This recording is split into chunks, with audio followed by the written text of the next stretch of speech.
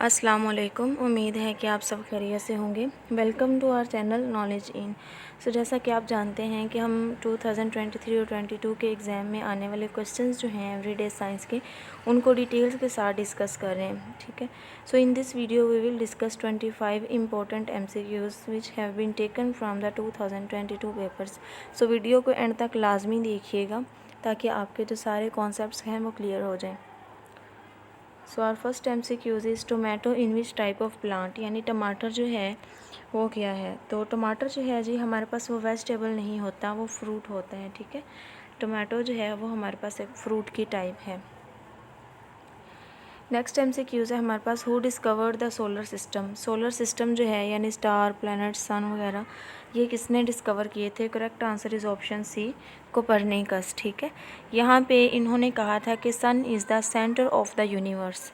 ये कोपरनिकस की स्टेटमेंट थी कि सन जो है वो यूनिवर्स का सेंटर है, जबकि बाकी प्लैनेट, सैटेलाइट, स्टार वगैरह जो हैं वो इसके गिर्द घूमते हैं। ठीक है।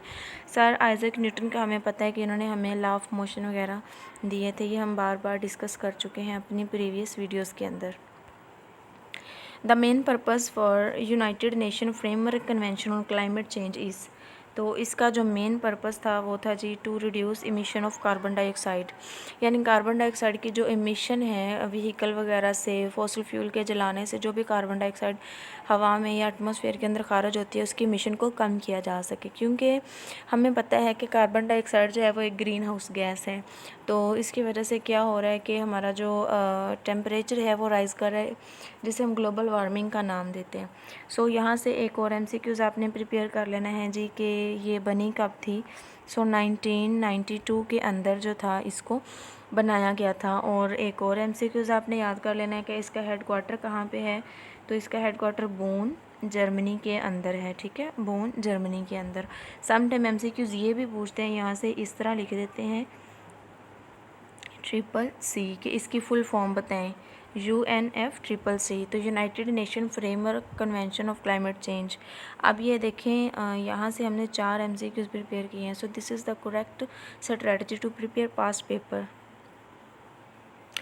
विच heating element is most effective, इनमें से कौन सा एलिमेंट जो है वो ज़्यादा इफेक्टिव है। Correct answer is option C, nichrome.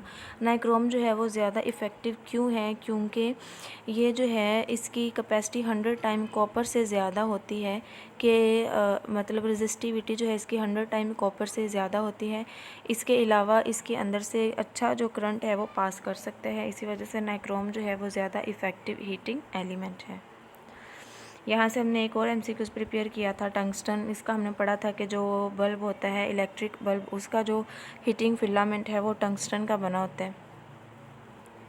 Next है हमारे पास, bronze is an alloy of. ये मोस्ट रिपीटेड MCQs है, तकरीबन हर पेपर में ही पूछा जाता है। तो आपने याद रख लेना है कि ब्रॉन्ज जो है वो अलॉय है कॉपर और टिन का।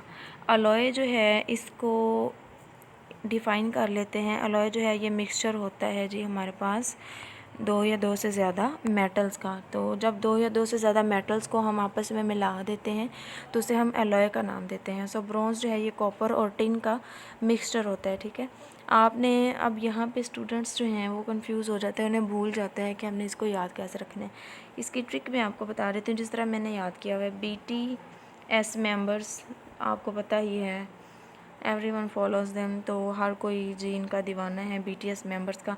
तो आपने BTS से याद रख लेना है BTC। ठीक है, BTS से BTC, bronze, tin and copper. ठीक है। तो मुझे तो ये इस तरह से याद हो गया था, अदरवाइज़ मैं भी भूल जाती थी कि कॉपर और निकल है या कॉपर और टिन में से कौन सा है।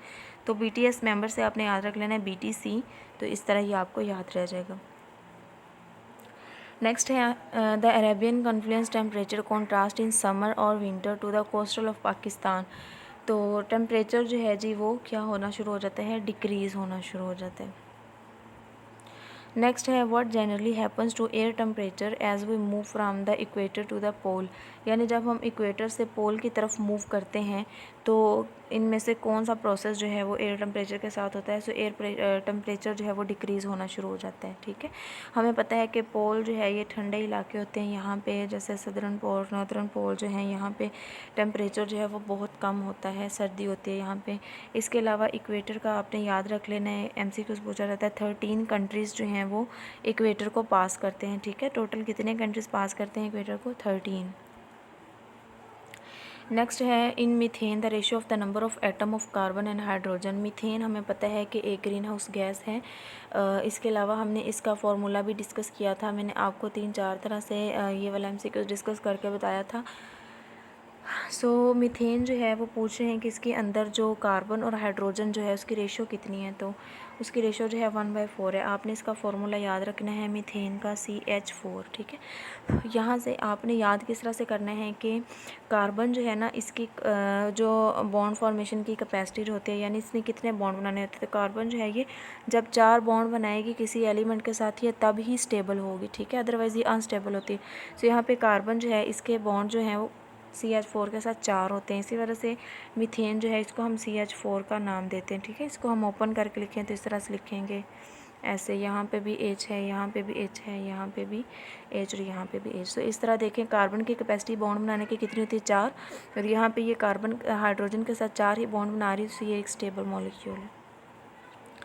Mirror is related to the reflection in the same way as water is related to, यानी मिरर जो है वो क्या करता है, रिफ्लेक्शन का जो प्रोसेस होता है, यानी टकरा के वापस जाना, ये मिरर है। लाइट आई, टकराई और वापस हुई, रिफ्लेक्ट हो गई, तो ये जो है वो कह रहे हैं कि मिरर के साथ है। तो वाटर के साथ जब यही प्रोसेस होता है तो उसे हम क्या नाम दे देते हैं? रिफ्रैक्शन का। प्योर लाइमस्टोन इस कॉल्ड, यानी प्योर लाइमस्टोन जो है उसको हम क्या नाम देते हैं? सो प्योर लाइमस्टोन को हम कैल्शियम कार्बोनेट का नाम देते हैं, CaCO3। इसका फॉर्मूला याद करना है, CaCO3, this is calcium carbonate. Next है which gas is use in a fire extinguisher, यानी आग बुझाने वाले जो आलात हैं उनके अंदर कौन सी गैस जो है उसको यूज़ किया जाता है? Correct answer is option A, nitrogen gas को।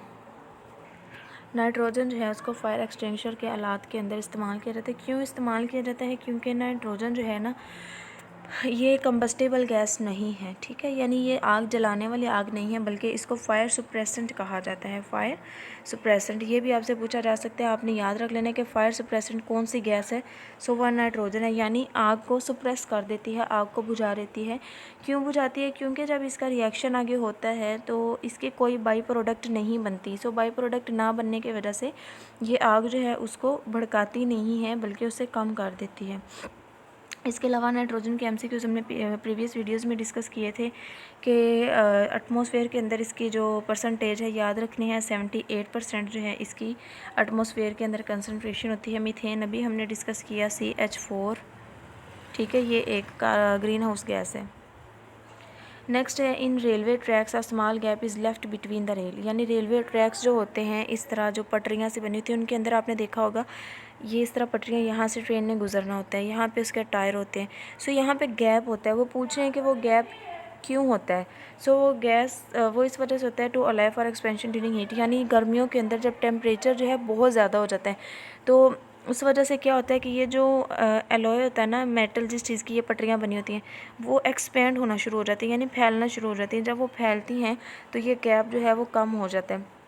इसी तरह सर्दियों में ये एलॉय जो है वो ठंडा होने की वजह से क्या हो जाता है, सिकुड़ जाता है। सो इस वजह से इनके अंदर गैप रखा जाता है ताकि एक दूसरे के साथ टकराएं ना, बल्कि इनका जो गैप है वो मेंटेन रहे, ताकि ट्रेन जो है उसके टायर इसके ऊपर प्रॉपर मूव कर सके।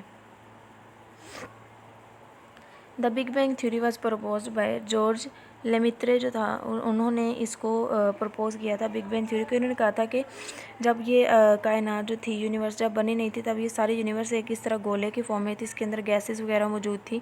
सो गैसेस बढ़ती गई तो एक दफ़ा सडन एक्सप्लोजन हुई, जिस वजह से जो कायनात जो थी ये यूनिवर्स वजूद में आई थी। नेक्स्ट MCQs है हमारे पास, MCQs है dash is the process that power of sun. Sun के अंदर कौन सा प्रोसेस होता है? Correct answer is option C both A and B. Sun जो है उसके अंदर हाइड्रोजन और हीलियम गैसेस मौजूद होती हैं। सो वहाँ पे न्यूक्लियर फिशन का प्रोसेस भी होता है, न्यूक्लियर फ्यूजन का प्रोसेस भी होता है।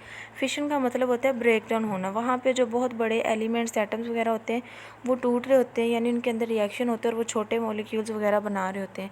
और फ्यूजन का मतलब होता है कि छोटे छोटे एटम्स जो हैं जब वो आपस में मिलकर बड़े एलिमेंट्स बना देते हैं उसे हम फ्यूजन का नाम देते हैं। सो सन के अंदर न्यूक्लियर फिशन और फ्यूजन ये दोनों प्रोसेस हो रहे होते हैं। करेक्ट। नेक्स्ट ऑप्शन है हमारे पास MCQs है Eiffel Tower is located in which country.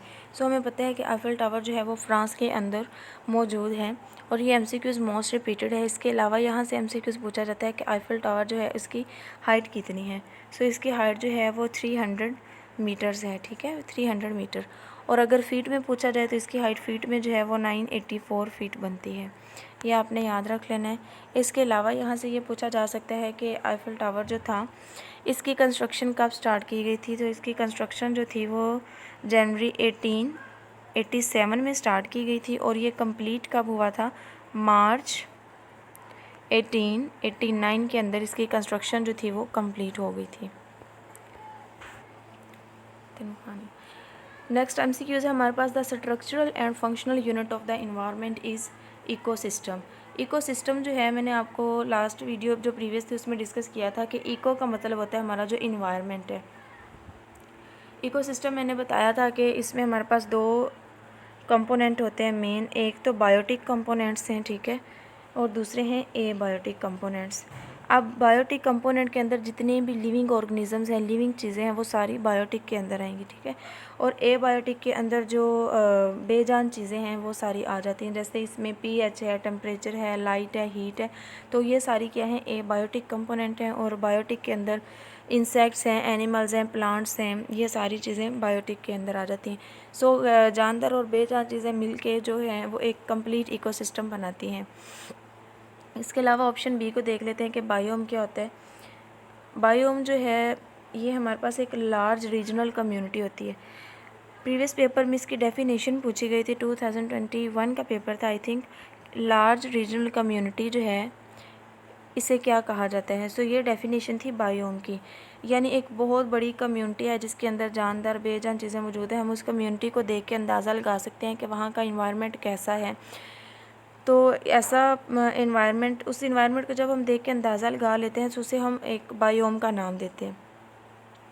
Next biosphere जो है, बायोस्फीयर हमारे एटमॉस्फेयर का वो हिस्सा है जो लाइफ को सपोर्ट करता है। जहाँ पे लाइफ जो है वो एग्जिस्ट करती है उसे बायोस्फीयर का नाम देते हैं। Next MCQs is mercury thermometer was invent by. Mercury वाला जो थर्मोमीटर था वो किसने इन्वेंट किया था? करेक्ट आंसर है option A Daniel Gabriel Fahrenheit. Next MCQs है the colour which we see when our eyes are closed. यानी जब हम आंखें बंद कर लेते हैं तो हमें कलर कौन सा नज़र आता है? बेसिकली हम समझ होते हैं कि वो हमें ब्लैक या ग्रे कलर नज़र आता है। सो ब्लैक या ग्रे कलर नहीं होता बल्कि वो आई गैंग्रुआ कलर जो होता है, इसकी प्रोनाउंसिएशन आप देख लीजिएगा। करेक्ट आंसर जो है वो है option C. Option atomic number of hydrogen, hydrogen जो है इसका एटॉमिक नंबर होता है 1। नेक्स्ट है हमारे पास dash is called opium poppy. Opium poppy जो है उसको क्या कहा जाता है? ड्राइड लैटिक्स, ठीक है। ड्राइड लैटिक्स जो है ये ओपियम पपी का नाम है, जिसे हम खशखाश के नाम से जानते हैं, ये उसी को ही कह रहे हैं ओपियम पपी। नेक्स्ट है when the temperature increase resistance decrease in semiconductors. Semiconductors जो हैं अगर इनका टेम्परेचर इंक्रीज़ किया जाए तो इनकी रेजिस्टेंस जो है वो डिक्रीज़ हो जाती है। इंसुलेटर जो है हमें पता है कि इनके अंदर से जो करंट है वो पास नहीं करता। मेटल जो है वो बहुत अच्छी कंडक्टर होती हैं। Water and salt is produced by reaction of acid, यानी जब वाटर और साल्ट का रिएक्शन आपस में करवाया जाता है तो हमारे पास जो प्रोडक्ट बनती है वो क्या बनती है? तो वो हमारे पास एक सोल्यूशन बन जाता है जिसे हम बेसिक सोल्यूशन का नाम देते हैं। नेक्स्ट है mass is the same physical quantity as inertia. Mass जो है वो फिज़िकल क्वांटिटी है, यानी जिसे हम मेजर कर सकते हैं, तो इनर्शिया जो है वो भी एक फ़िज़िकल क्वांटिटी ही है। नेक्स्ट MCQs है carbohydrates are stored in plants and animal in the following respective form. Carbohydrates जो हैं आपको पता है हमारे लिए एनर्जी का ज़रिया है। सो हमारी बॉडी के अंदर, एनिमल की बॉडी के अंदर कार्बोहाइड्रेट्स को in the form of glycogen store किया जाता है, ठीक है। In the form of glycogen ये स्टोर हो रही होती है एनिमल की बॉडी के अंदर, और प्लांट्स जो हैं वो अपनी खुराक जो है उसको in the form of starch, जो कि कार्बोहाइड्रेट्स की ही फॉर्म है, इस फॉर्म में स्टोर करते हैं। सो जब उनको ज़रूरत होती है इसे वापस जो है कन्वर्ट कर लिया जाता है ग्लूकोज की फॉर्म में और फिर इसे यूज़ किया जाता है। लास्ट MCQs है in the manufacture of vanaspati ghee which gas is used. ये MCQs मोस्ट रिपीटेड है और फेवरेट है एग्जामिनर का। करेक्ट आंसर है ऑप्शन ए, हाइड्रोजन। और हाइड्रोजन को ऐड करने का जो प्रोसेस है उसको हम हाइड्रोजिनेशन का नाम देते हैं, ठीक है। हाइड्रोजिनेशन का, किसी चीज़ के अंदर, किसी प्रोसेस के अंदर हाइड्रोजन को ऐड किया जाए तो उसे हम हाइड्रोजिनेशन का नाम देंगे। और इसके अंदर एक और MCQs यहाँ से पूछा जाता है कि हाइड्रोजिनेशन के प्रोसेस के अंदर कैटालिस्ट कौन सा यूज़ होता है। सो निकल एंड क्रोमियम, ये निकल एंड टिन जो हैं ये दो हमारे पास